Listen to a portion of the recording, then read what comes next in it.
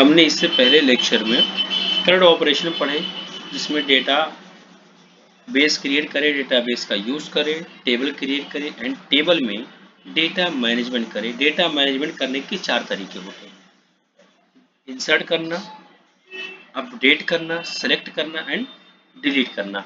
हमने वो पिछले लेक्चर में ऑलरेडी काम किया हुआ है। यहाँ पे कुछ छोटी छोटी चीज़ें थी जो बताना ज़रूरी था, जैसे कि जो हम डेटाबेस बनाते हैं, यानी डेटाबेस का जो नाम रखते हैं, उस डेटाबेस के नाम को ही हम बदल सकते हैं। अगर हमको सपोज कि हमारा कोई न्यू मैनेजमेंट करके है डेटाबेस, उसको हम रखना चाह रहे हैं कोई भी नाम XYZ कुछ भी, सपोज कि मैनेजमेंट 6, उसको इस तरह से हम उस डेटाबेस के नाम को हम चेंज कर सकते हैं। यूजिंग दिस कमांड आप उस डेटाबेस के नाम को चेंज कर सकते हैं। टेबल के नाम को चेंज करना हो, SP रीनेम एम्प्लॉई स्टूडेंट, यानी पुरानी जो टेबल है यहाँ पे रहेगी, जो नई टेबल है यहाँ पर रहेगी। यूजिंग दिस कमांड आप उस टेबल को चेंज कर सकते हैं।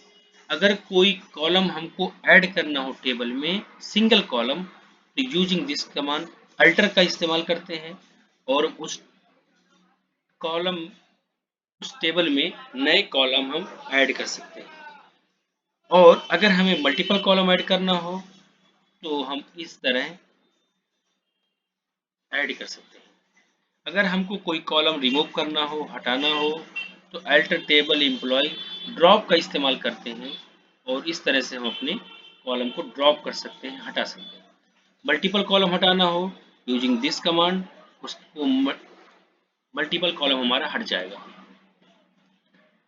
कोई टेबल के टाइप को, यानी कि टेबल के जो कॉलम्स हैं उस कॉलम को, अगर उसके कॉलम के टाइप को चेंज करना हो, using this command alter table, table name, alter column age. Age होती है इंटीजर में, लेकिन हमने यहाँ पे कर दिया varchar।